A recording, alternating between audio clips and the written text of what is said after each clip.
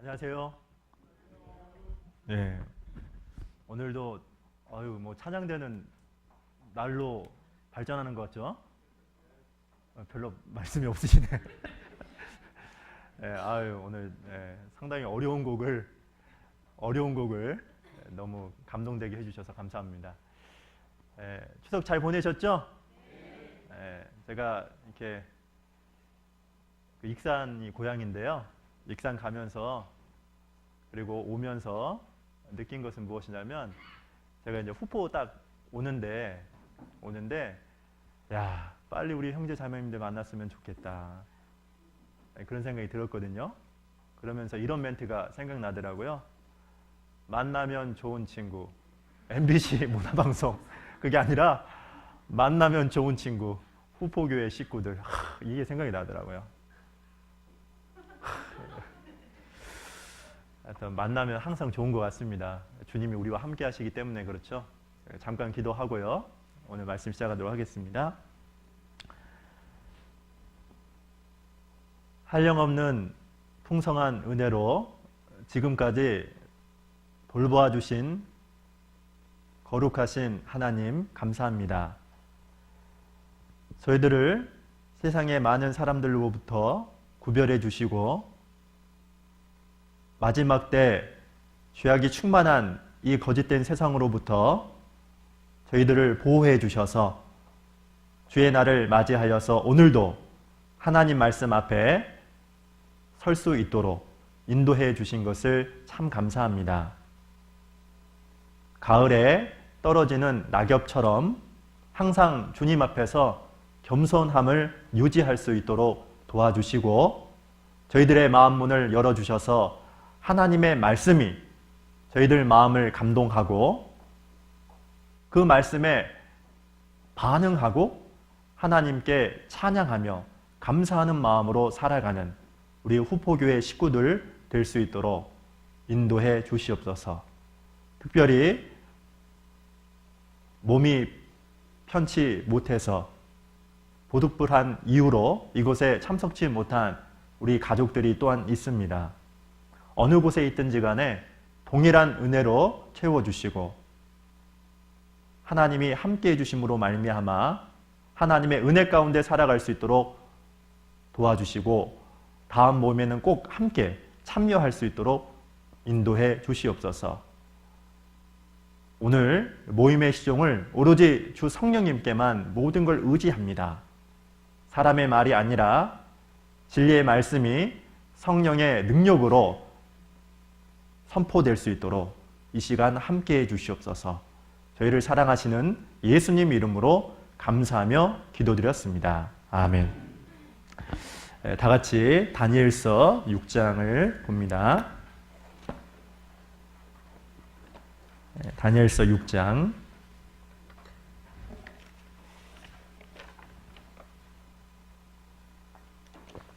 1절부터 제가 읽겠습니다.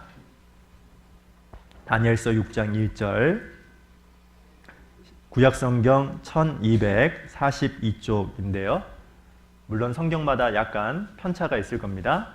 구약성경 1242쪽 다니엘서 6장 1절부터입니다.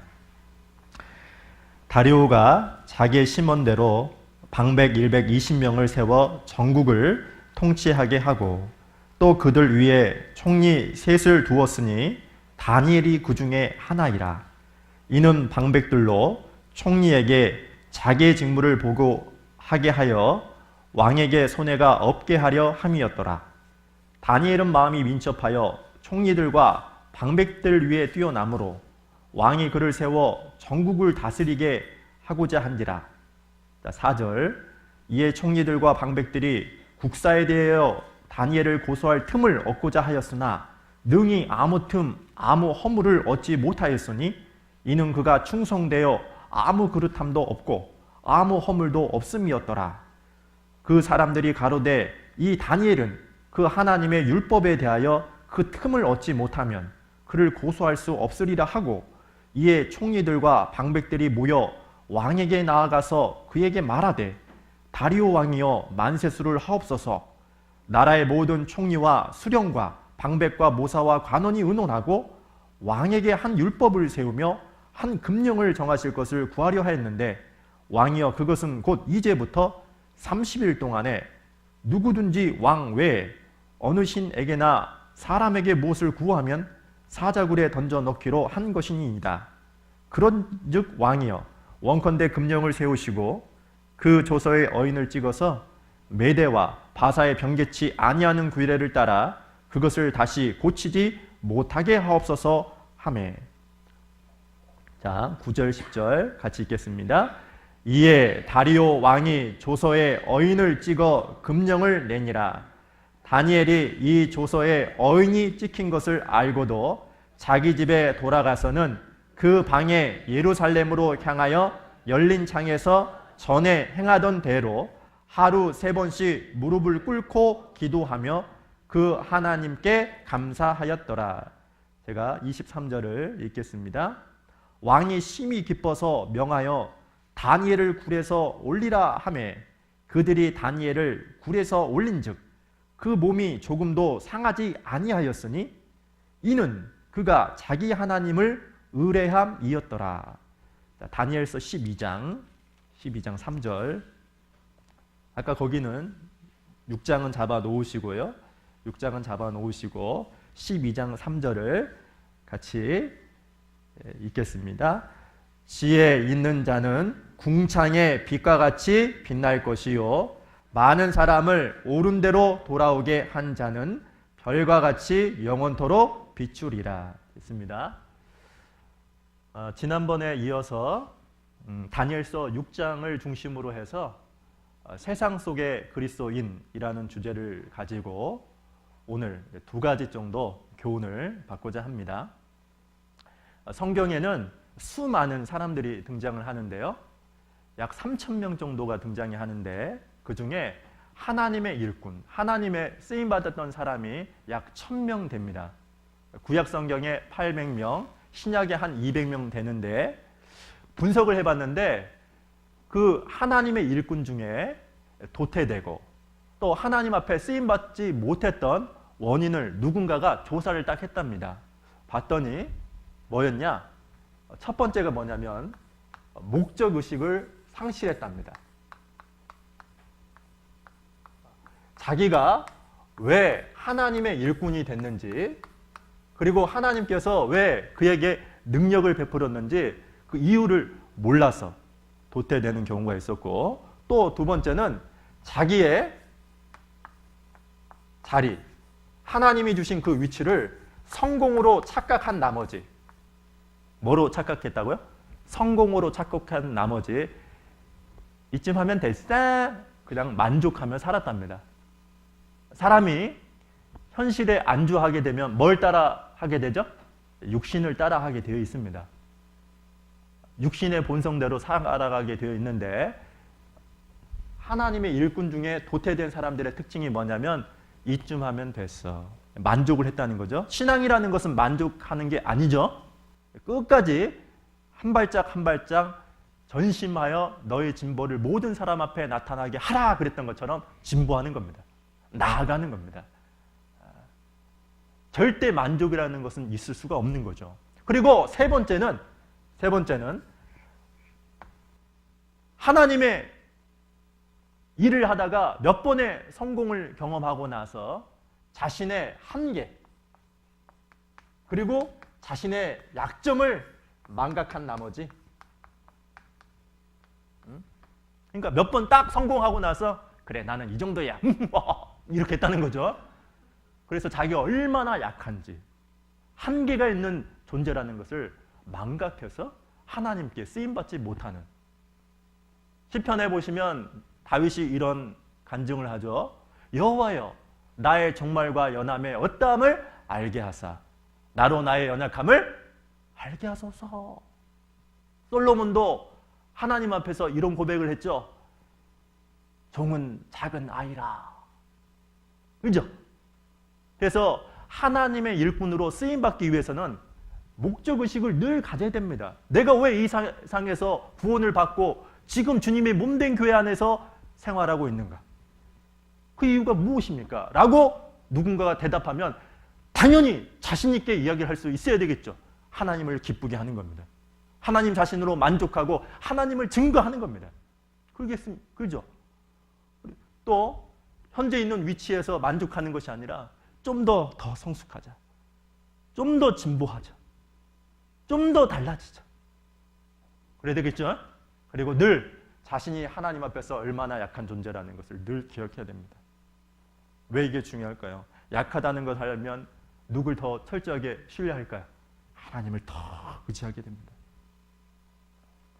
오늘 배운 이 다니엘은 이 세 가지를 늘 마음 가운데 깊이 간직했던 사람 중에 한 사람입니다. 그래서 다니엘서 12장 3절 말씀에 있는 것처럼 정말로 많은 사람들을 하나님께 돌아오는, 하나님 보실 때 영원토록 빛나는 별과 같은 하나님께 귀하게 쓰임받았던 사람이죠. 다니엘서 6장 내용은 이런 거죠. 어디에서 살아났다고요? 네, 사자굴에서 살아났습니다. 이거 기적이죠? 기적 아니에요? 제가요, 그 다니엘서 6장과 관련된 그림을 한번 본 적이 있거든요. 어떤 굴 안에서 이 다니엘이 어떤 모습을 하고 있는가 이렇게 딱 봤어요. 이 사람이 뭐 하고 있을까요? 다니엘이. 이때 나이가 85세입니다. 몇 살이라고요?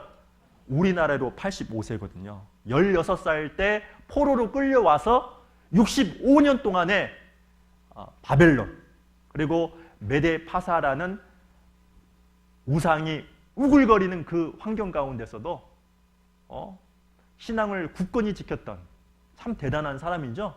사실 그 사람이 대단하지만 중요한 것은 하나님이 다니엘을 다니엘로 만들었다는 게 더 중요한 거죠.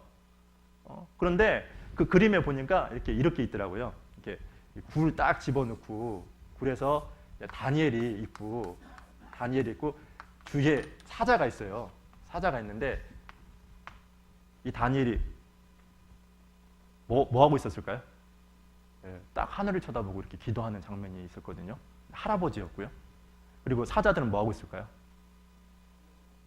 저거 뭐 하는 거예요? 뭐 이렇게 알았죠? 근데 이렇게 사자굴에서 이 다니엘이 건진받는 것도 놀라운 거지만 정말 기적이지만 더 놀라운 것은 무엇이냐면 사자와 같은 여러 가지 우상과 마귀가 들끓는 그 이방 나라에서 신앙이 유지됐다는 것. 이것만큼 중요한 건 없거든요. 신앙이 유지될 뿐만 아니라 어땠습니까? 많은 사람에게 하나님을 증거하죠. 그래서 이 사건을 계기로 해서 어떤 일이 벌어졌냐면 그 이방 나라에 포로로 끌려갔던 이스라엘 백성들이 그래! 하나님이 정말로 살아계시는구나 라고 해서 유일신 신앙을 갖게 됩니다. 그러니까 그 전까지는 여러 신을 섬겼죠. 여러 신을 섬겼는데 이 사건을 계기로 해서 다니엘의 하나님, 이스라엘의 하나님이 있구나라는 것을 믿고 그 다음부터는 어떠냐? 하나님만을 정말로 한 분, 하나밖에 없다라는 것을 철저하게 믿고 신앙생활하죠. 그리고 우리가 12월 25일이죠. 그때 보면 이제 우리는 성도 교제의 밤을 하게 되잖아요. 성도 교제의 밤 할 때 그 예수님이 아기로 탁 태어났을 때 동쪽에서 누가 왔어요? 동방박사가 왔죠? 그 동방박사가 왜 왔겠어요? 이 다니엘 때문에 그런 겁니다. 알았죠?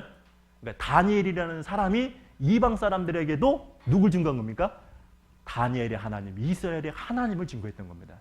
그래서 우리는 지금 지난번에 도대체 다니엘이라는 사람이 다니엘이 훌륭해서가 아니라 어떻게 이 다니엘이라는 사람이 어떻게 하나님의 귀한 덕으로 이렇게 놀랍게 신앙을 유지할 뿐만 아니라 영원토록 빛나는 별과 같이 찬란하게 하나님을 증거하는 사람이 되었는가.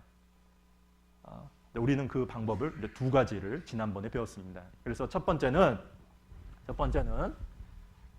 다니엘서 6장을 잠깐 보죠. 6장을 보시면 6장에 이런 말씀이 있죠. 6장 16절에 보시면 이에 왕이 명함에 다니엘을 끌어다가 사자굴에 던져 넣는지라. 왕이 다니엘에게 일러 가로되 너의 항상 섬기는 내 하나님이. 자, 20절에 다니엘이 있는 굴에 가까이 이르러는 슬피 소리질러 다니엘에게 물어 가로되 사시는 하나님의 종 뭐라고요? 다니엘아. 그리고 6장 4절에 보시면 6장 4절 제가 읽어볼게요. 중간 부분에 이는 그가 충성되어 아무 그릇함도 없고 아무 허물도 없음이었더라. 즉 사실 여기 보시면 사자굴에 이 다니엘이 들어갔던 가장 큰 이유는 지금 본문 4절 말씀에 있는 것처럼 충성했다라고 했습니다. 충성이라는 말은 나라에 충성했다 그런 뜻이 아니라고 했죠. 진실되었다. 매사에 자기가 하는 모든 일에 뭐 했다고요? 진실했다. 그래서 적당하게 타협도 하고 뇌물도 받고 그래야 되는데 받아야 안 받아요? 안 받았던 거죠.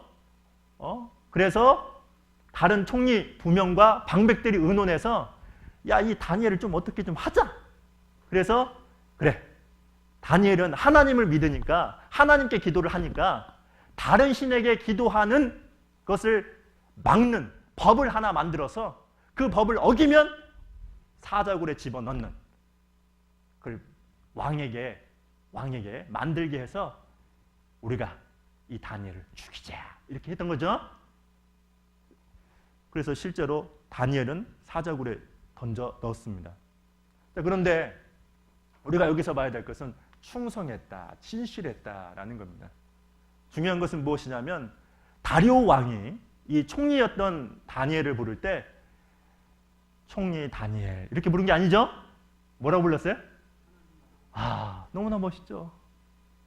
하나님의 종, 사시는 하나님의 종 다니엘아.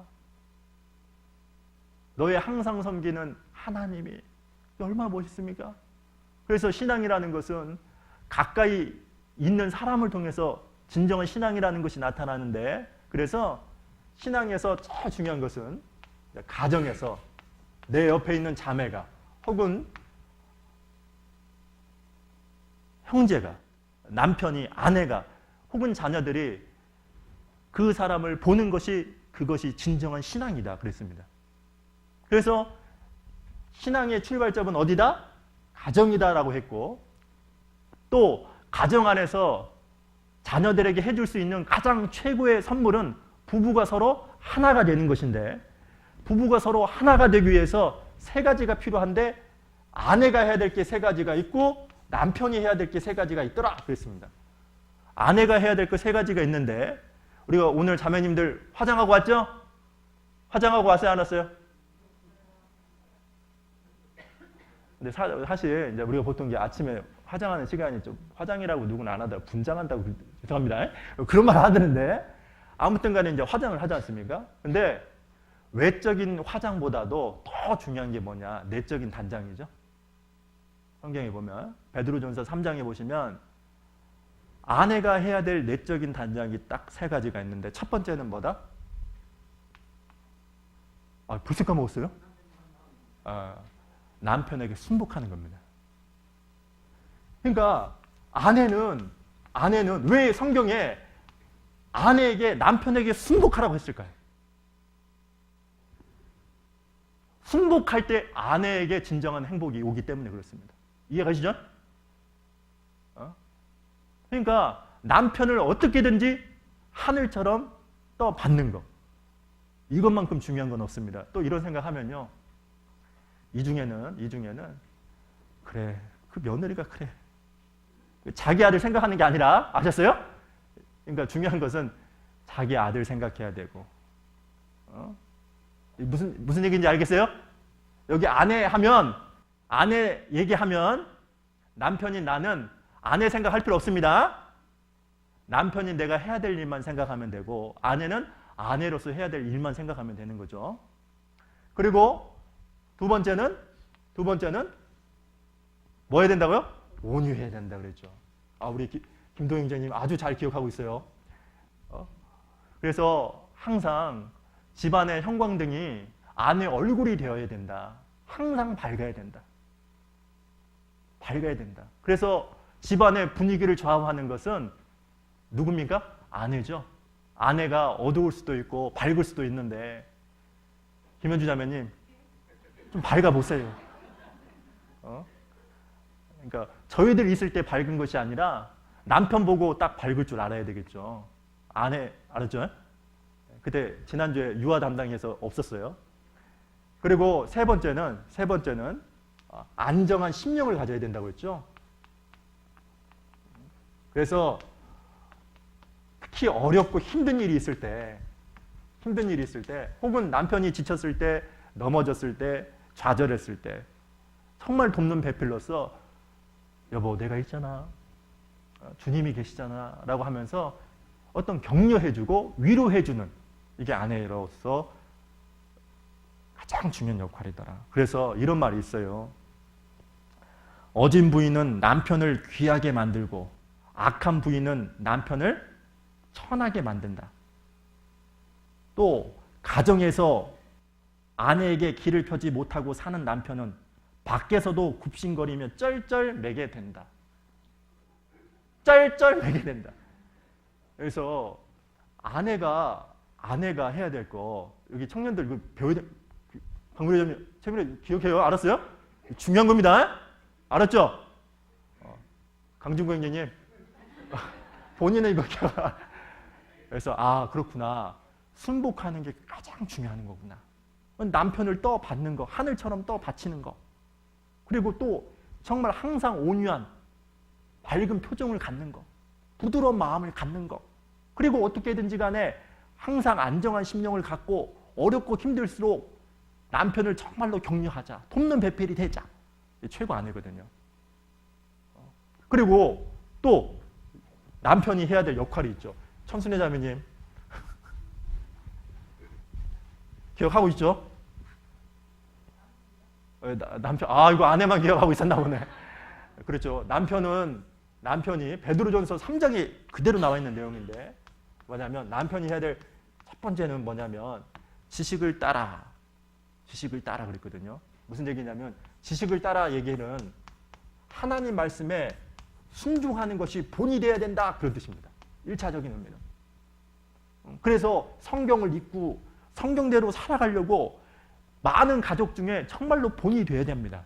그리고 또 하나, 지식을 따른다는 말은 성경 말씀에 보면은 가정의 경제적인 책임을 누가 지고 있습니까? 남편이거든요. 내 손이 수고한 대로 먹을 것이다, 그런 말씀이 시편에 기록되어 있는데, 경제적 책임을 져야 된다, 그런 뜻이고, 두 번째는 지식을 따라 동거라고 했는데, 이 동거라는 말은 뭐냐? 하숙생의 개념이 아니라 그냥 밥만 먹고 잠만 자고 그런 가정이 아니라, 아내와 동거한다는 말은 아내와 충분한 시간을 갖고 뭐하라? 대화하라라고 그러죠. 근데 남편이 대화가 됩니까? 안 됩니까? 돼요? 안 돼요? 뭘 돼? 해봤어? 왜냐하면 남편은 지난번에 남자의 특징과 여자의 특징을 얘기했죠. 그래서 이 남자는 남자하고 여자가 다릅니다.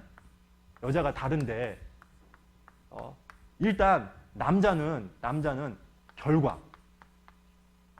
이 목표. 근데 여자는 과정을 즐기죠.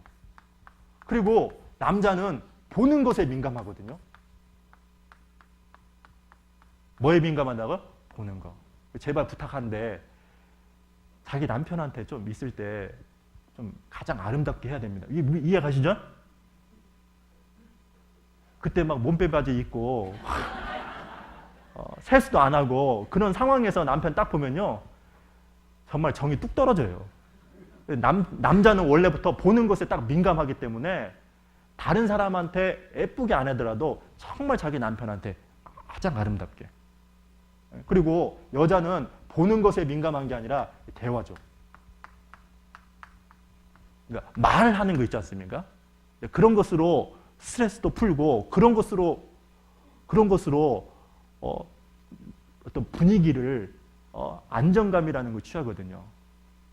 그리고 또 남자는 뭐냐면 넓은 걸 볼 줄 알죠. 시각이 넓습니다. 근데 여자는 어떻습니까? 짜잘구레합니다. 그래서 짧게 하는 것이 여자들이 참 잘합니다. 그러니까 이것은 이 남자하고 여자가 이렇게 다른 것은 서로 부족한 것을 하나로 하나님께서 서로 도와라. 그런 개념에서 이렇게 남자와 여자가 이렇게 다른 거예요. 그래서 항상 여자가 대화를 할 때 그걸 들을 준비하고 그리고 뭘 보고? 그 아내 얼굴을 딱 보고 그래 여보? 그래. 이렇게 하면 얼마나 좋아요. 그래 안 그래요? 근데 딴짓하면서 텔레비전 보거나 자기 일 하면서 듣는 분들이 의외로 많더라고요. 그래서 항상 충분한 대화 시간을 가져야 된다. 그리고 사람은 원래 연약한데 성경에 보면 아내는 여자는 더 연약하다 그러거든요. 더 연약하다. 더 연약하다는 말은 무슨 뜻이냐? 여자는 원래 쉽게 요동을 칩니다. 그래서 어떠냐면 짜증 섞인 말을 할 때가 있어도 그것에 즉각적인 반응을 하기보다도 어떻게 해야 되냐? 그랬어? 그래. 넓은 마음으로. 뭐라고요? 정말 바다 같은 넓은 마음을 남편이 가져야 되죠. 그래. 정말 더 연약하지. 깨지기 쉬운 그릇이지. 이런 생각을 가져야 됩니다. 그러니까 이거 하나만 딱 갖고 남편은 남편으로서, 아내는 아내로서 이렇게 수고를 하면 남편과 아내가 정말 한 마음이 되고 한 마음이 될 뿐만 아니라 자녀들에게도 최고의 선물을 줄 수 있거든요. 근데 이걸 좀 기억을 꼭 해야 됩니다. 아셨죠? 가정에서 이런 신앙을 갖는 것이 첫 번째고, 그 다음에 지난번에 또 이 충성이라는 것을 통해서 그런 말씀을 배웠고, 그리고 다니엘이 사자굴에 들어갔죠. 사자굴에 들어갔던 이유는 다른 게 아니죠. 창문을 열고 뭐 했어요? 기도를 했어요. 그러니까 법령을 알았어요. 자기가 만약에 하나님 앞에서 기도를 하게 되면 사자굴에 집어 넣는다. 그리고 이것이 다니엘인 자기를 죽이기 위해서 만든 법이라는 것도 알았단 말이에요. 알았는데도 불구하고 어땠어요? 창문을 닫았어요? 열었어요? 우리 같으면 닫아 열어요. 닫고 기도하죠? 근데 열고 기도하잖아요. 이게 중요한 것은, 여기 생각해 보시죠, 여러분. 만약에 그러면 이 창문을 닫고 기도했으면 어땠을까요? 만약에 창문을 닫고 다니엘이 기도할 수도 있죠? 자, 그러면 어땠을까요? 그 다음 다니엘서가 등장하지 않겠죠? 그죠? 근데 중요한 것은 창문을 열고 기도했더니 어디 갔어요? 사자굴에 갔어요. 사자굴에 딱 들어갔죠? 근데 사자굴에 들어간 게 중요한 게 아니라 사자굴에서 이 다니엘이 살아남고, 이로 말미암아 누가? 그 시대의 왕인 다리오가 다니엘이 하나님이 살아있다라고 찬양하지 않습니까? 그리고 많은 사람들에게 다니엘의 하나님을 믿어라! 그렇게 얘기하지 않습니까? 그죠? 그래서 신앙에서 중요한 것은 뭐냐? 세상과 타협하지 않는 것, 악을 미워하는 것, 이것만큼 중요한 건 없는 겁니다. 시편 1편 1절에도 복 있는 사람은 악인의 꾀를 쫓지 아니하며 죄인의 길에 서지 아니하며 오만한 자리에 앉지 아니하고 그랬지 않습니까? 그러니까 복 있는 사람이 되기 위해서, 하나님의 축복을 누리기 위해서 첫 번째는 아니하고, 이것이 가장 중요하죠. 그러니까 죄에 대해서는 단호히 NO! 이게 제일 중요한 겁니다. 자, 잠언 8장을 봅니다. 여기 일단 잡아놓고요. 잠언 8장. 잠언 8장 13절.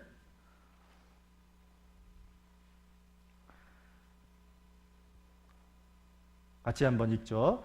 시작. 여호와를 경외하는 것은 악을 미워하는 것이라.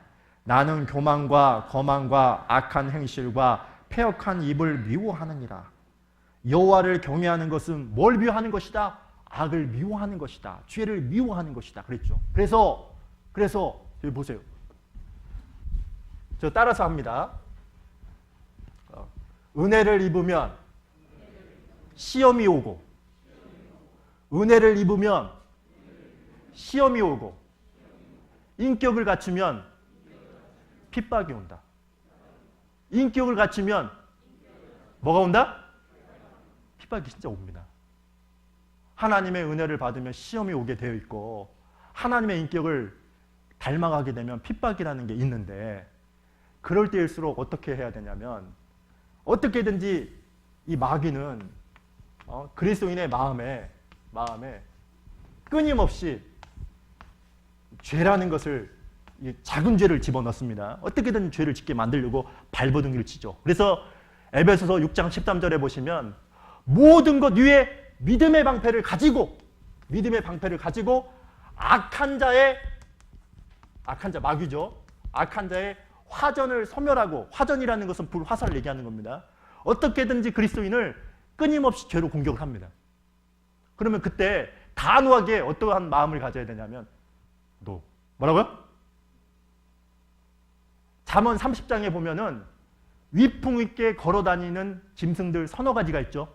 그 중에 수염소를 얘기하거든요. 뭐요? 염소. 염소가 뭐예요? 뭐가 있어요? 고집 있죠? 똥고집 말고, 그러니까 쓸데없는 고집 말고, 여기서 말하는 이 염소에 대해서 고집, 어떤 고집이 있어야 되겠냐면, 난 세상과 타협 안 한다. 네? 어떻게든지 하나님 말씀을 지키는 쪽으로 고집이 있어야 돼. 악을 미워하는 쪽으로 어떻게든지 고집이 있어야 돼. 신앙은. 여러분 신앙생활 하다 보면 알겠지만, 신앙을 망치는 주범이 뭔지 아십니까? 죄입니다.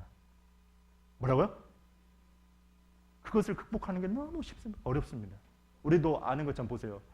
이렇게 건물 부시는 거 쉬워요, 어려워요? 쉽죠. 근데 세우는 것은 상당히 어렵잖아요. 내 신앙이 이만큼 자랐습니다. 근데 이만큼 자랐는데 죄가 이만큼 하나 딱 들어오지 않습니까? 그러면 한꺼번에 무너집니다. 그런데 이 무너진 신앙을 다시 세우려면요, 엄청난 노력과 시간이 투자가 돼야 됩니다. 그래서 처음부터 어떻게 해야 하냐? 작은 죄에 대해서 알았죠? 그래서 우리는 어제 지난주에 거쳐서 이 두 가지를 배웠습니다. 자, 그리고 오늘은요, 자, 다니엘서 6장을 다시 가죠. 다니엘서 6장 나머지 두 가지를 잠깐 배워볼 건데, 6장 10절에 보시면 같이 한번 읽어보죠. 시작.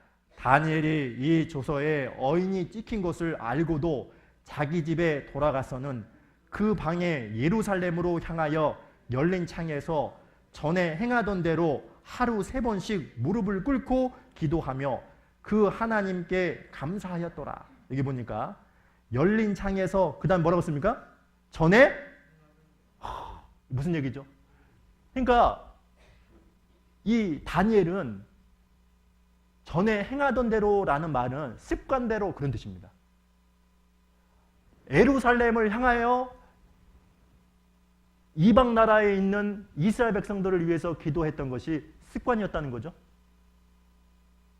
그러니까 하나님 앞에서 기도하는 것이 뭐였다? 습관이었다는 거죠. 여러분, 사람은 행동하는 것의 90%가 습관이랍니다. 몇 퍼센트? 90이거든요. 그래서 혹자는 이런 말을 했다고 합니다.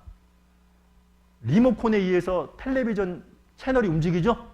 그런 것처럼 사람은 습관이라는 리모컨에 의해서 움직인다.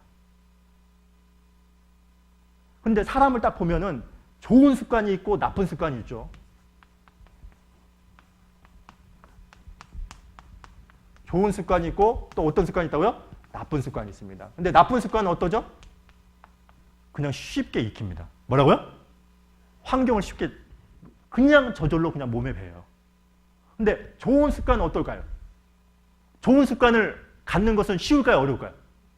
엄청난 노력이 필요합니다. 그러니까 나쁜 습관은 환경을 닮아가서 주변에 있는 사람들이, 가까이 있는 사람들이 말을 험하게 한다. 그럼 자기도 말을 험하게 하게 돼 있어요. 그래서 나쁜 습관을 갖게 되면 당연히 나쁜 결과를 갖게 되고, 즉 나쁜 결과를 갖는다는 말은 주변에 있는 사람들에게 상처와 아픔을 주죠. 그러나 좋은 습관을 갖게 되면 어떨까요? 당연히 좋은 결과를 갖게 되고 주변 사람들에게 덕을, 하나님 앞에 귀하게 쓰임을 받는데, 누가복음 4장을 잠깐 보죠. 일단 여기 잡아놓습니다. 누가복음 4장 16절.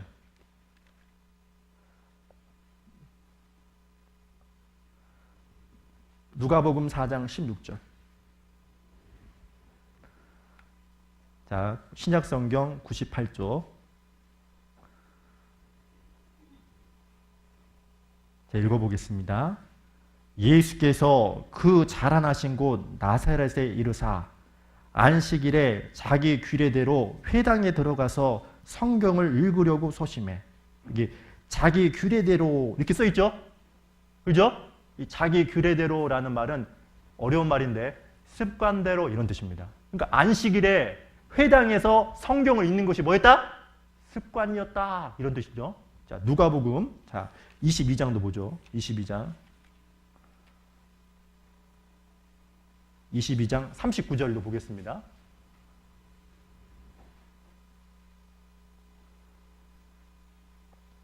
(22장 39절) 여기는 같이 한번 읽어보죠. 시작. 예수께서 나가사 습관을 좇아 감람산에 가심에 제자들도 좇았더니. 그러니까 감람산에서 기도하는 것이 뭐였다? 습관이었다. 사도행전 여기도 보겠습니다. 17장. 사도행전 17장.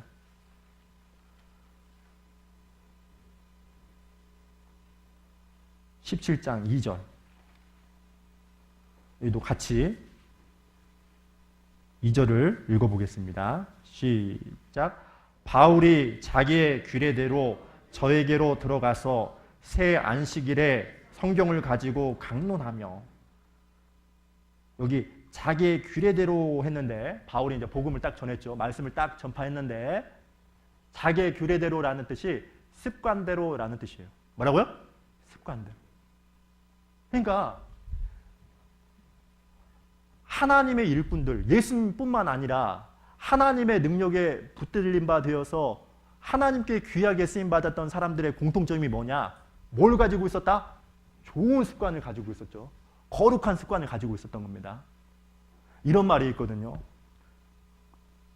습관은, 저 따라서 합니다. 습관은 배반하지 않는다. 멋있죠? 별로 뭐 없나? 정말 멋있더라고요. 아, 습관은 배반하지 않는다. 근데 나쁜 습관은 저절로 잘하거든요. 이건 저절로 잘하는 거예요. 안 배워도 몸에 쉽게 익힙니다.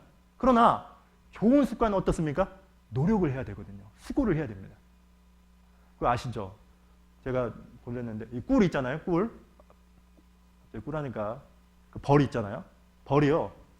500g의 이 꿀을 얻기 위해서는 제가 보니까 6만 송이의 이 꽃에다가 60번을 왔다 갔다 해야 500g의 꿀을 얻는답니다. 별로 안 놀라시네. 야, 이거 360만 번을 가거든요. 대단하잖아요. 그런 것처럼 습관이라는 것을 몸에 익히게 되면 반드시 좋은 보상이라는 게 있거든요. 근데 사람들은 이 좋은 습관을 가지려고 노력을 안 합니다. 그러니까 하나님, 우리가 신앙이라는 것이 올바로 생활하고 남에게 덕을 끼치기 위해서는 반드시 하나님 앞에서 거룩한 습관을 가져야 되거든요. 그러니까 거룩한 습관만 가지면 환경에 넘어지지 않거든요. 그러면 왜 그 사람이 신앙생활을 못하냐? 이유는 딱 하나거든요. 꾸준함이 없는 겁니다. 뭐가 없다고요? 꾸준함이 없습니다. 꾸준함이 없다는 말은 습관이 없는 거죠. 그래서 이런 말이 있다는 거 아시죠? 자, 여기 보시죠.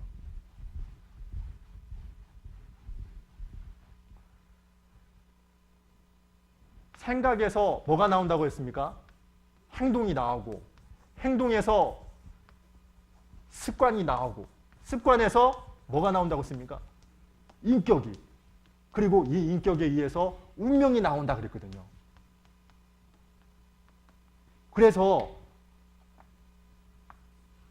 신앙생활을 하면서 중요한 것은 무엇이냐면 거룩한 습관. 하나님 앞에서 좋은 습관을 갖는 것이 자신의 인격을, 자신의 삶을 만들어가는 거죠. 다니엘도 그랬던 겁니다. 사도 바울도 그랬습니다. 예수 그리스도도 그랬습니다. 좋은 습관을 하나님의 일꾼들은 늘 가지고 있었습니다. 여러분, 이런 게 있습니다. 파스칼이라는 그리스도인이죠. 이 사람 철학자이고 과학자였던 이 사람은 습관은 제2의 천성이다 그랬습니다. 그리고 뭐라고 했냐면 제1의 천성을 파괴한다 그랬습니다. 자기가 가지고 있는 어떤 기질이 있지 않았습니까? 근데 그 기질을 파괴하고 그리스도를 닮아가게 하는 수단이 뭐다? 습관이다. 이 습관을 몸에 딱 배이게 해야 됩니다. 그러면 그리스도인들이 가장 중요한 하나님 앞에서 거룩한 습관 뭘 가져야 될까요? 마가복음 1장 잠깐 보죠. 1장 35절.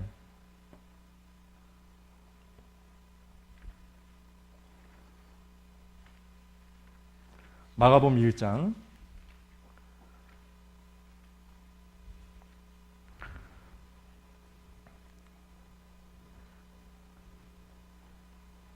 문을 좀 열어주실까요? 그쪽이 문을 약간 열어주시겠습니까? 1장 35절. 공기 순환이 안 되면 어떻게 된다고요? 네, 좋습니다. 벌써 잘 알고 계시네요. 좋습니다. 35절 같이 한번 읽죠. 시작. 새벽 오히려 미명에 예수께서 일어나 나가 한적한 곳으로 가사 거기서 기도하시더니. 예수님은 일이 엄청 많았죠. 근데 예수님이 했던 가장 중요한 습관 중에 하나가 무엇이냐면 하나님의 일을 하기 전에 어디 갔습니까? 한적한 곳으로 갔죠. 그래서 저는 사실 우리 형제 자매들 여기 계신 모든 식구들이 사실 저는 개인적으로 두 가지 습관만 가졌으면 참 좋겠습니다. 이 두 가지 습관. 첫 번째 습관은 매 순간마다 하나님과 개인적으로 만나는 습관을 꼭 가졌으면 좋겠습니다. 제가요, 지금 20살인데 이 자매가 19살 때 혹시 린나이 아시죠? 린나이 가스 아시죠? 그 회사로 들어갔습니다. 그러니까 공부를 좀 잘했어요, 자매가. 실업계였거든요. 근데 고3 때 들어가 버린 거예요. 근데 들어가자마자 이 자매가 뭘 했냐면 남들이 봤을 때도 똑똑하게 보였나 봐요. 그래가지고 비서가 돼버렸어. 그러니까 비서가 되니 얼마나 힘들겠어요. 자기는 비서 일을 한 번도 해본 적도 없거든요. 근데 이 자매가 상당히 조숙해 보여요. 딱 보면 얼굴도 이렇게 좀 글래머입니다. 죄송합니다. 글래머. 김현주 자매님 딱 닮았어요. 얼굴도 김현주 자매님처럼 아름답고 그래가지고 상당히 조숙해 보여요. 나이는 19살인데 얼굴 딱 보면 25살. 뭐 그렇게 보이거든요. 죄송합니다. 아니, 김현주 자매님 그랬다는 게 아니라 20대로 보여요, 아직도. 그래가지고 이 자매가 저를 이제 상담을 하러 온 거예요. 자기는 겁이 난다는 거예요. 겁을 난대요. 근데 그 자매가 지금은 비서뿐만 아니라 그 회사에서 정말 잘하고 있거든요. 그 이유가 뭔지 아세요? 그 자매가 그래요. 라카룸에 가서 옷을 유니폼으로 바꿔 입잖아요. 그러면 유니폼으로 바꿔 입을 때 항상 그 라카룸에서 혼자 기도를 한답니다.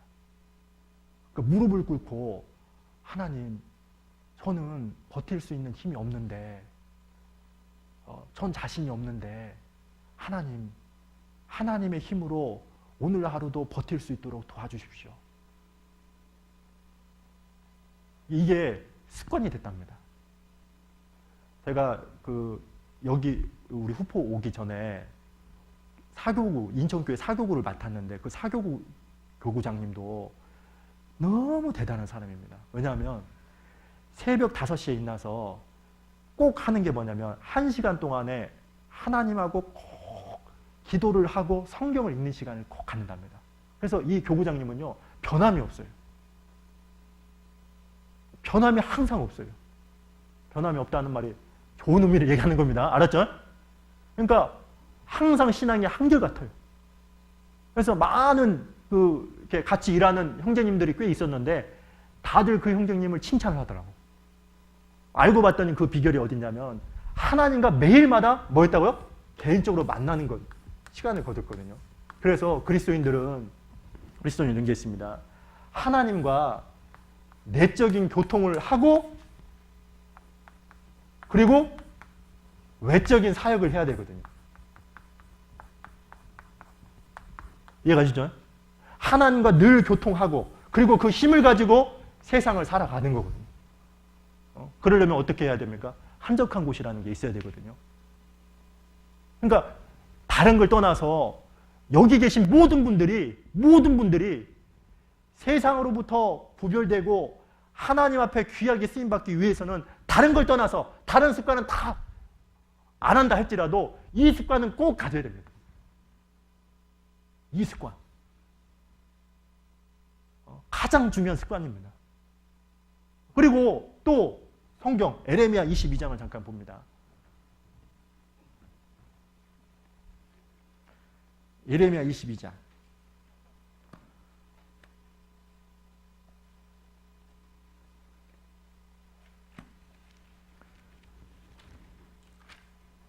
(22장) 21절 제가 읽겠습니다. 구약성경 1085쪽입니다. 내가 평안할 때 내가 내게 말하였으나 네 말이 나는 듣지 아니하리라 하였나니. 같이 읽겠습니다. 내가 어려서부터 내 목소리를 청종치 아니함이 내 이스라엘 백성들이 왜 망했느냐? 멸망한 이유를 얘기하고 있죠. 하나님 말씀 듣지 않는 것이 뭐였다? 습관이었답니다. 에스겔 31장에 보시면 뭐라고 나와 있냐면 이렇게 나와 있어요. 이스라엘 백성들이 듣긴 들어요. 하나님 말씀을 듣긴 듣는데 중요한 건 뭐냐? 이거 잘하네? 이거 잘하네?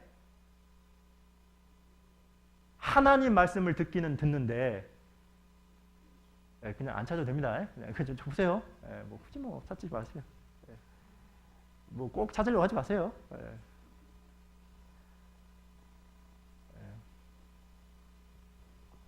우리가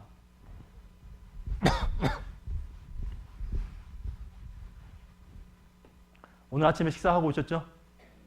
하고 오셨어요? 안 오셨어요? 하고 왔죠? 사람은 이 몸에서 음식을 먹어야, 뭘 먹어야? 음식을 먹어야 힘을 내고 모든 활동을 합니다. 근데 이 음식을 어디서 먹죠? 입으로 먹잖아요. 그죠? 근데 사람은 몸만 있는 것이 아니라 뭐가 있습니까? 영혼이 있습니다. 그래서 영혼은 뭘 먹어야 됩니까? 말씀입니다. 말씀을 뭘 통해서 먹습니까? 성경. 그러니까 음식은 입으로 먹는데 하나님의 말씀은 뭐로 먹는 겁니까? 귀입니다. 귀. 아셨어요? 그러니까 귀를 통해서 말씀을 듣고 그 말씀이 내 영혼을 소성케 하고 그 말씀이 내 영혼을 붙잡는 겁니다. 그럴 때 그리스도인답게 당당하게 힘있게 생활할 수 있거든요.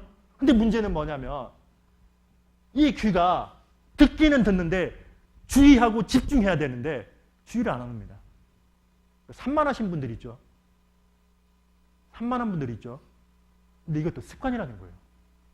이스라엘 백성들이 왜 망한 이유는 딱 하나였습니다. 말씀은 들었어요. 에스겔 31장에 보시면 선지자들이 하는 말을 마치 노래하는 것처럼 잘 들었답니다. 근데 들었는데 순종하지 않았대요. 왜 순종하지 않았느냐? 주의하거나 집중하지 않아서 순종하지 않았다고 나옵니다. 그래서 제가 말 두 번째는 우리가 가져야 될 제일 중요한 습관은 뭐냐면 말씀을 집중해서 듣는 습관. 이것만큼 중요한 건 없는 거죠. 그리스도인들이 딱 두 가지입니다. 하나는 매일마다 하나님과 개인적 관계를 맺는 시간을 갖자. 그 좋은 습관, 거룩한 습관을 갖고, 또 하나는 어떻게든지 하나님의 말씀이 전해지는 곳이 있으면 그 말씀을 듣는데 방해되는 요소들이 있죠. 그러면 그런 것들 다 어떻게 해야 됩니까? 집어치워야죠. 여기 제가요, 고등학교 때 공부를 정말 많이 했습니다. 공부 많이 하게 보이죠? 죄송합니다. 왜 이렇게 실제로. 근데 제 주변에 있는 친구들이 이랬어요. 용선아, 너는 왜 이렇게 공부를 많이 하는데 성적은 왜 안 오르니? 뭐 이러더라고요. 너같이 공부하는 애 처음 봤다. 그러니까 제가 노력을 이만큼 했으면 이만큼 대학교를 가야 되는데 이만큼 했으면 결과가 안 좋더라고요. 알고 봤더니 이유가 딱 하나 있는데 뭐냐, 제가 부족했던 게 뭐냐면 집중하는 습관이 없었던 거예요. 어릴 때부터 저희 부모들이 다 어떻게 했냐면 일을 다녔거든요. 그러니까 완전히 방치였던 겁니다. 그러니까 그런 것을 배워본 적이 없어요. 부모들로부터.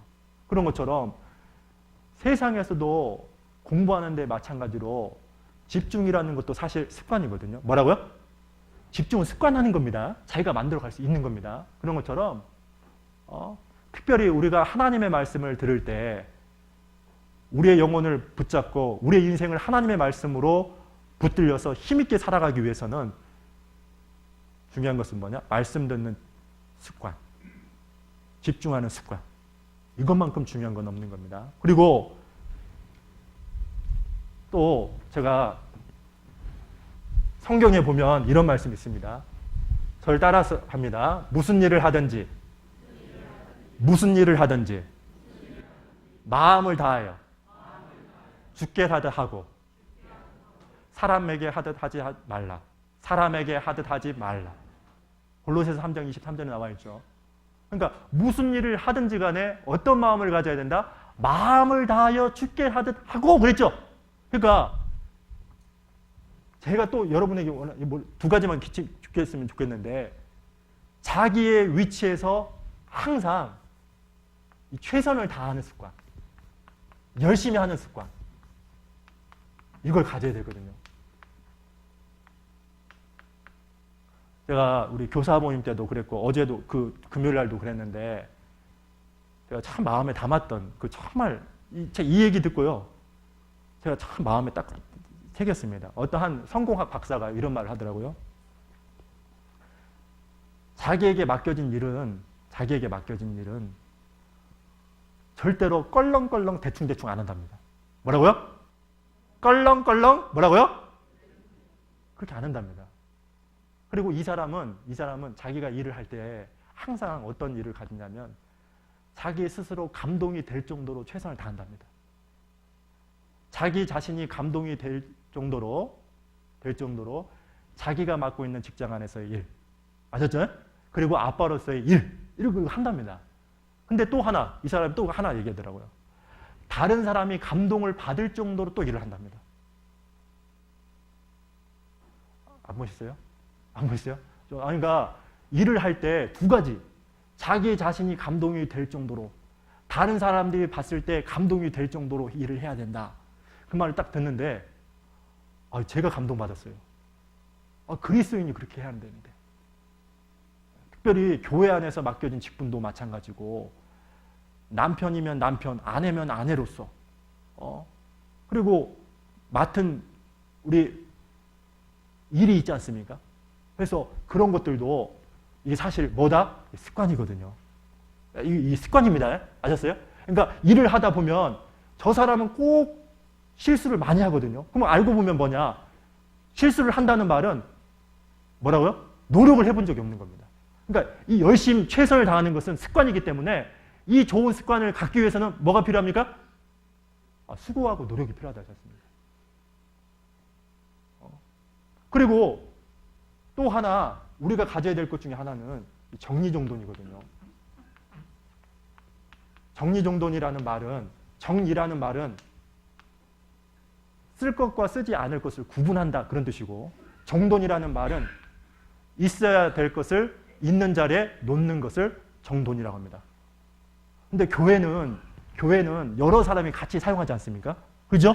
그래서 정리정돈, 즉 쓸 것과 쓰지 않을 것을 구분하고 꼭 있어야 될 자리에 있는 것을 놓는 거. 커피 마셨으면 종이를 어디다 놓아야 되겠습니까? 어디다 놓아야겠습니까? 이것도 습관입니다. 제가 유심히 보았어요. 꼭 어떤 분들은 어떠냐? 꼭 책상에다 놓고 가더라고요. 예? 이해가셨어요? 예? 그리고 이 중요한 건 이것은 저절로 되는 게 아니라 반드시 뭐가 필요하다? 노력이 필요하거든요. 그래서 여러분 습관을 갖기 위해서는 이게 필요하답니다. 첫 번째는 내가 좋은 습관을 가지려는 결단이 필요해요. 야, 정말 내가 좋은 인생을 하나님 앞에서 쓰임받는 사람이 되자. 다니엘이 뜻을 정했던 것처럼 정말 좋은 사람이 되자. 그리스도인으로서 합당한 사람이 되자. 남에게 큰 유익을 끼치는 사람이 되자. 그러기 위해서는 이런 결심을 하고 플러스 뭐가 있어야 됩니까? 반복이라는 게 있어야 되거든요. 훈련이라는 것이 있어야 됩니다. 자, 디모데 잠깐 보죠. 디모데전서.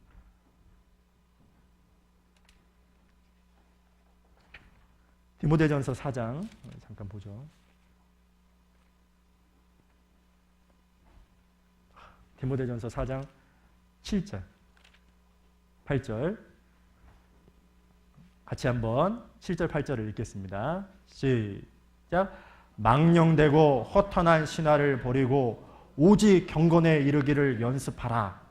육체의 연습은 약간의 유익이 있으나 경건은 범사에 유익하니 금생과 내생의 약속이, 자 보십시오. 8절에 보면 경건은 범사에 뭐 한다고요?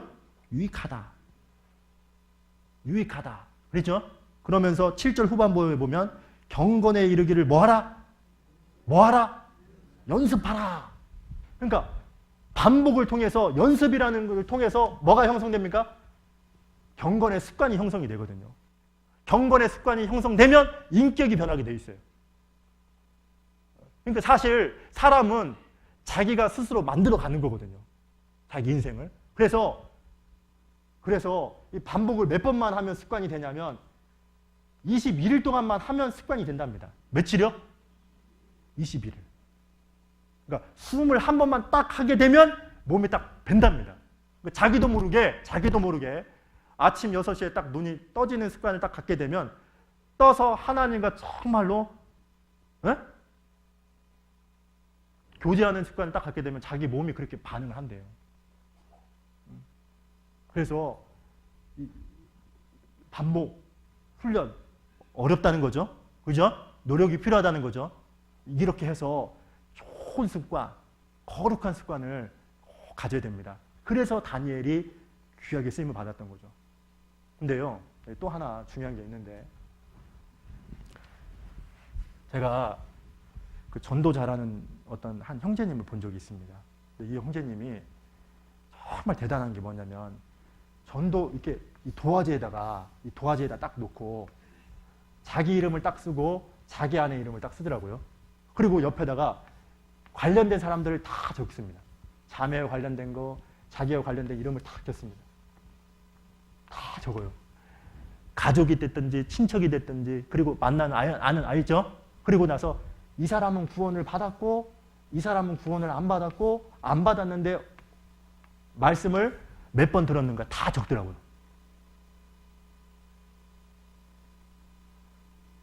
무슨 얘기를 하려고 하냐면, 습관을 뱉기 위해서는 중요한 게 뭐냐면 목표라는 게 있어야 되거든요. 내가 어떤 습관을 가져야 되겠다. 그리고 그것을 단기적으로 어떻게 하겠다라는 이런 구체적인 게 있어야만 현실에 안주하지 않는데, 근데 이게 없거든요. 이게.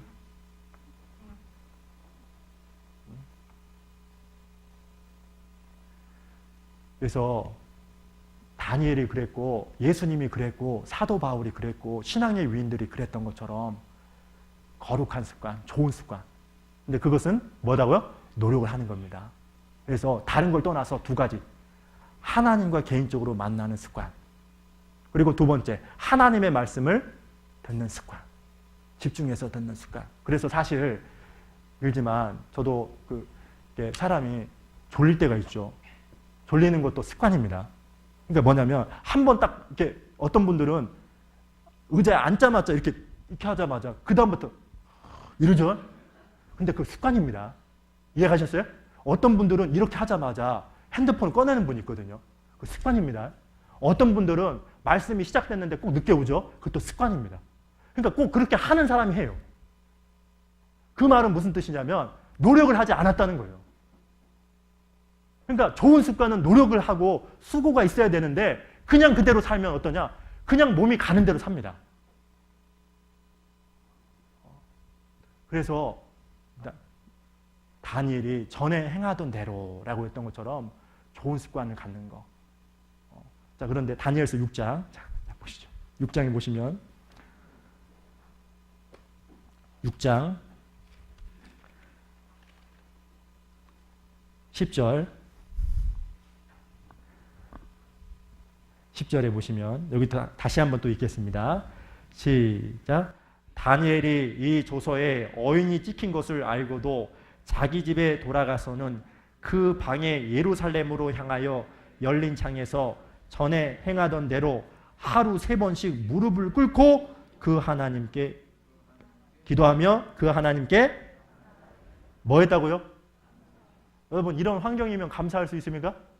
아니 자기가 열린 창에서 하루 3번씩 기도했고 기도를 함으로 말미암아 하나님 앞에서 무릎을 꿇고 기도했던 그 이유만으로 사자굴에 집어넣는 목숨과 위험을 빼앗길 수 있는 환경과 상황에 처해 있는데 그런 환경에서도 지금 이 다니엘은 뭐 했다고요?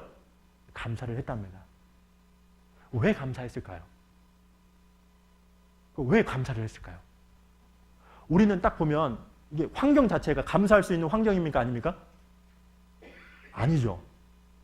자기는 모함을 받아서 많은 사람들이 자기를 적대하고 싫어하고 그리고 그것으로 말미암아 이제 어쩌면 죽을 수도 있지 않습니까? 왜 감사한 줄 아십니까? 지금까지 모든 삶을 다 돌아봤겠죠. 자기가 16살 때 끌려와서 하나님께서 하나님이 주시는 지혜도 한 다른 사람에 비해서 10배 받고 그리고 더 놀라운 것은 하나님께서 이 다니엘을 총리가 되게 해주시고 얼마나 그 은혜를 생각하면 놀랍게 감사가 됐겠어요? 그죠? 제가요, 우리 어르신들이 좋아하는 찬양 중에 하나가 뭐냐면 이런 찬양이죠. 아이고, 부르려고 하니까 좀 쑥스러운데 그래도 부르겠습니다. 이런 찬양이에요. 지금까지 지내온 것 주의 크신 은혜라 한이 없는 주의 사랑 어찌 이루마랴랴. 안 좋아하세요? 근데 이 말이 무슨 뜻이에요? 지금까지 내 신앙이 유지될 수 있었던 게 뭐다고요? 하나님의 은혜죠. 은혜죠. 근데 사람들은요 어떤 게 있냐면 그리스도인들은 어떤 것을 하냐면 하나님이 과거에 부어주신 은혜만 생각해요. 미래에도 은혜를 줄까요 안 줄까요? 줘요. 알았어요? 근데 신앙생활은 은혜 위에 은혜거든요. 그래서 과거에 하나님이 돌봐줬던 것처럼 앞으로도 돌봐준다 안 준다? 돌봐주거든요. 요한일서 4장 8절에 저 따라서 합니다. 하나님은 사랑이십니다. 하나님은 사랑이시라. 사랑이라는 말은 무슨 뜻이냐면 사랑을 받는 대상자를 위해서 최선을 다한다는 거거든요. 우리가 구원을 받고 하나님의 자녀가 되었기 때문에 이 세상에서도 하나님은 우리를 위해서 늘 최선을 다합니다. 아셨죠? 근데 문제는 뭐냐면 그 환경과 상황이 나하고 틀릴 때가 있거든요. 근데 다니엘은 그런 것이 아니라 환경과 상황을 본 것이 아니라 누굴 봤습니까? 하나님만을 본 거거든요. 로마서 8장에 보시면 모든 것이 합력하여 뭘 이룬다? 선을 이룬다 그랬습니다. 도대체 이해할 수 없지만 하나님께서 분명히 이런 환경과 상황을 통해서 선을 이루실 것이다라고 확신하고 감사했던 거죠. 로마서 1장을 봅니다. 1장 21절.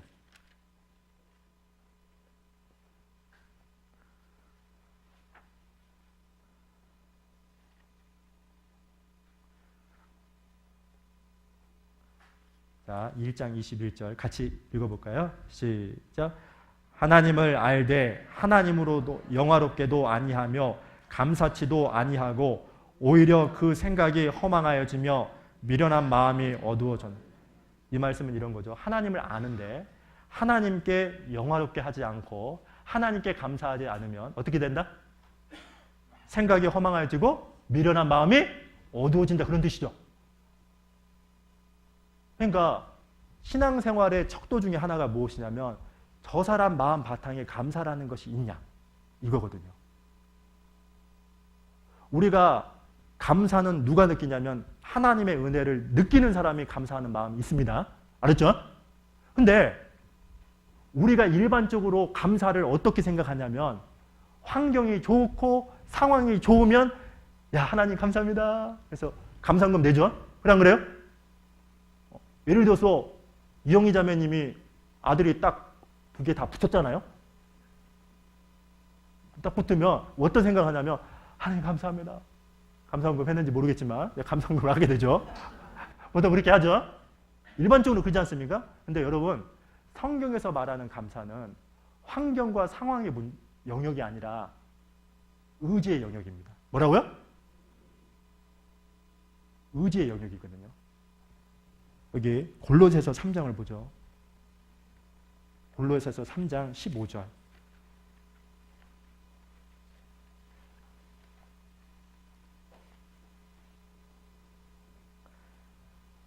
(3장 15절부터) 제가 읽어보겠습니다.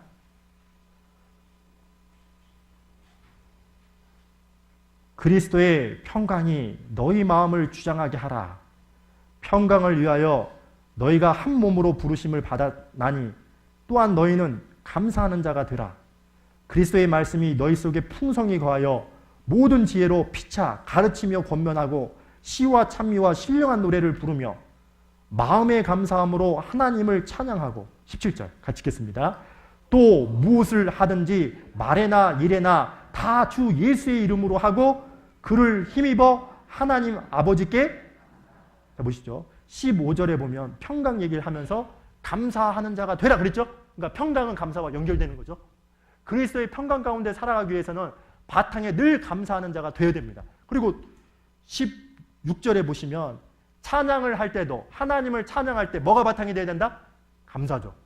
그리고 17절에 보시면 무슨 일을 하든지 간에 주 예수의 이름으로 하고 그를 힘입어 하나님 아버지께 뭐하라? 감사하라. 그래서 범사에 뭐하라? 감사하라. 범사에 감사하는 말은 모든 환경 속에서 감사하라. 왜냐하면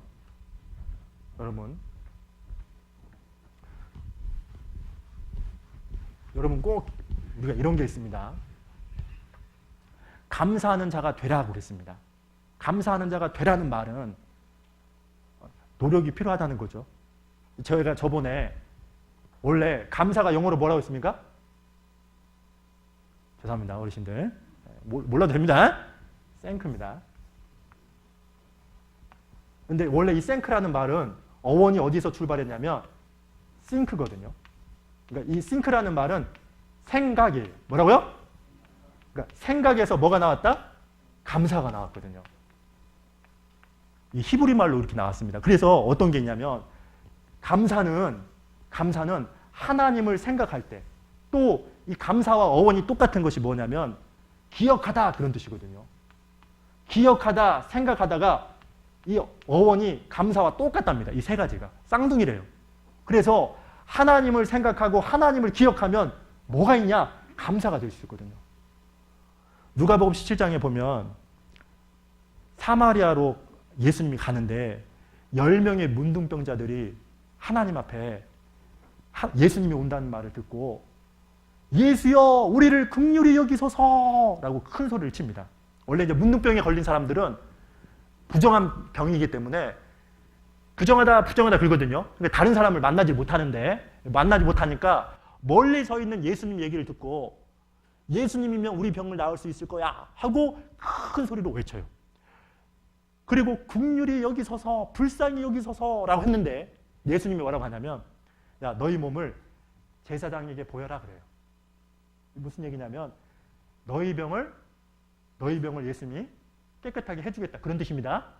그러니까 몸이 깨끗해졌다라는 것을 누구에게 확인했냐면 의사에게 확인했던 게 아니라 제사장에게 확인했거든요. 근데 예수님이 야, 내가 너희 병을 깨끗하게 낫게 해줄 테니까 제사장에게 가 그랬어요. 그래서 10명이 제사장에 가는데 그 10명 중에 한 사람이 딱 보다가 자기 몸이 어땠어요? 나았네. 그래가지고 어땠냐? 낫는 순간에 큰 소리로 하나님께 영광을 돌리고 예수님 빨리 와가지고 어땠냐? 예수님 발 아래에 앉아요. 그리고 예수님 감사합니다. 그래요. 그리고 예수님 했던 말이 이 말이에요. 그 9은 어디 있냐? 뭐라고요? 그런데 이 감사가 어떤 축복이 있느냐면 이 사람이 예수님 말 앞에 앉아서 하나님께 영광을 돌릴 때 예수님이 뭐라고 했냐면 네 믿음이 널 구원했다 그러거든요. 무슨 얘기입니까? 문둥병만 나은 것이 아니라 구원도 받습니다. 그러니까 감사는 여러분 알아야 될 것은 또 다른 축복을 얻는 비결입니다.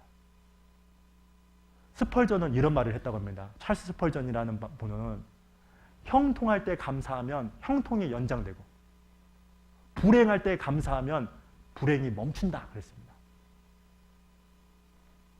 형통할 때 감사하면 뭐라고요? 형통이 연장되고 불행할 때 감사하면 불행이 멈춰버린답니다. 시편 자 여기 한번 보죠. 50편 23절 자 마지막입니다. 뭐라고요? 네, 좋죠? 김효지 자매님 좋은가 봅니다 지금. 자 23절을 같이 큰 목소리로 읽어보죠. 시작. 감사로 제사를 드리는 자가 나를 영화롭게 하나니 그 행위를 옳게 하는 자에게 내가 하나님의 구원을 보이리라. 감사로 제사를 드린 자가 나를 영화롭게 하나니 하나님께 영광을 돌리는 제사가 뭐다? 감사라는 겁니다. 신앙생활은 사실 구원받고 나서 감사하죠. 그죠? 그리고 신앙생활 하면서도 감사하고 주님 볼 때까지 감사하는 거거든요. 감사로 시작해서 감사로 끝나는 거거든요. 그래서 자 오늘 세상 속의 그리스도인이라는 주제를 가지고 사자굴에서 살아나온 이 다니엘을 통해서 영원토록 빛나는 별과 같은 위대한 사람이 되었는데 그가 위대한 사람이 됐던 것은 하나님이 함께 있기 때문에 그렇습니다. 그리고 우리가 다니엘처럼 이 세상에서 어떻게 살아야 된다? 이 첫 번째는 충성해야 된다. 진실해야 된다. 그리고 두 번째는 악에 대해서 단호하게 뭐라고요? 노다. 이런 마음이 있어야 됩니다. 그리고 세 번째는 항상 모든 환경과 상황에서 뭐라고요? 하나님을 기억하고 환경을 바라보는 게 아닙니다. 우리는 믿음으로 하는 거죠. 우리는 눈이 두 가지 있죠. 이 눈이 두 개 있다는 말은 이 눈이 말하는 게 아니라 세상을 보는 눈도 있고 영적인 눈이 있지 않습니까? 그죠? 그 믿음의 눈이 있지 않습니까? 세상 사람들은 하나님을 볼 수 있습니까? 못 보죠? 우리는 하나님을 볼 수 있죠. 보이는 이 세상만 보는 게 아니라 내세가 있다는 것도 볼 수 있지 않습니까? 그래서 보이는 환경으로 우리는 만족하는 게 아니라 하나님을 바라보고 하나님이 주시는 그 눈, 그것을 가지고 항상 하나님을 앞에서 감사하고, 중요한 것은 이 모든 것이 뭐가 돼야 된다? 뭐가 돼야 된다? 다니엘은 이게 다 습관이었다는 게 중요한 겁니다. 이 습관이 되었다는 말은 뭐냐면 노력을 했다는 거죠. 뭐 했다고요? 저절로는 없는 겁니다. 그러니까 거룩한 습관, 오늘 두 가지만 꼭 기억을 했으면 좋겠습니다. 하나님과 개인적으로 만나는 습관을 갖자. 한적한 곳에서, 아무도 방해되지 않는 곳에서. 그래서 하나님 중심으로 살자. 그리고 두 번째는 말씀을 들을 때에는 집중하자. 산만한 것은 그 사람이 노력을 하지 않아서 그런 겁니다. 산만한 사람도 있거든요. 산만하든 많으면 다른 거 하죠. 그러기도 하고 쉽게 막 이렇게 졸죠. 이것도 사실 노력입니다. 물론 피곤해서 어쩔 수 없을 때 졸을 수가 있습니다. 뭐 당연히 그런 일이 있죠. 근데 그럴 때 어떻게 해야 되냐면 어떻게 해야 돼요? 허벅지 잡고 그 노력이 필요하거든요. 그런 노력을 피하면 주변에 있는 형제 자매들한테도 정말 귀감이 됩니다. 야, 저분 정말 대단하다. 근데 그 육신의 피곤함을 먹고 그냥 벌써 뭐 소리가 들려요? 소리가 들려요? 근데 다 보고 있어요. 저희 교회가 뭐 크지도 않잖아요? 그죠? 다 봐요. 주변에 있는 형제 자매들이. 아이고, 저분은 맨날 전해. 진짜 그러거든요. 그래서 다른 걸 떠나서 말씀 집중하는 습관, 그 다음에 하나님을 개인적으로 만나는 습관, 이 습관만 가지면 다른 습관도 몸에 익히더라고요. 그래서 오늘 다니엘을 통해서 이 네 가지를 좀 배웠습니다. 정말 마지막 때에 우리 시대에 정말 다니엘 같은 하나님의 귀한 쓰임받는 일꾼이 되었으면 좋겠다라는 생각에서 다니엘서 6장을 가지고 세상 속의 그리스도인이라는 주제를 가지고 몇 가지 교훈을 살펴봤습니다. 오늘은 그 야외 교제가 있기 때문에 약간 조금 일찍 끝낸 겁니다. 좋죠? 별로 안 좋은가 보네. 네, 잠깐 기도하고요. 기도하고 마치겠습니다. 살아계신 하나님 감사합니다. 오늘은 다니엘이라는 한 사람을 통해서 우리가 어떠한 삶을 살아야 될 것인지를 교훈을 받았습니다. 다니엘을 다니엘로 만들고 하나님 앞에서 귀하게 사용했던 것처럼 마지막 때 저희들을 하나님의 능력의 손으로 붙잡아 주셔서 우리가 주님 만나는 그 순간까지 쓰임 받을 수 있도록 하나님 도와주시기를 간절히 원합니다. 오늘 배웠던 교훈들을 실제 삶에 적용하고 끊임없이 반복하고 훈련하는 가운데 우리의 것이 될 수 있도록 도와주시고 우리의 인생을 하나님의 도움과 우리 스스로의 노력을 통해서 변화시킬 수 있도록 인도해 주시옵소서. 10월 12일부터 있는 대낮 전도 집회를 위해서 함께 기도하고 있습니다. 이번에도 많은 분들이 말씀 앞에 참여하고 예비된 영혼들이 구원받을 수 있도록 하나님께서 역사해 주시고 이를 위해서 수고하시는 모든 믿음의 식구들 위에도 은혜로 채워 주시옵소서. 오늘 오후에 있을 야외 교제 가운데도 함께해 주시고 주님 안에서 참으로 유익하고 믿음의 한 가족으로서 하나님이 만드신 이 자연을 벗삼아서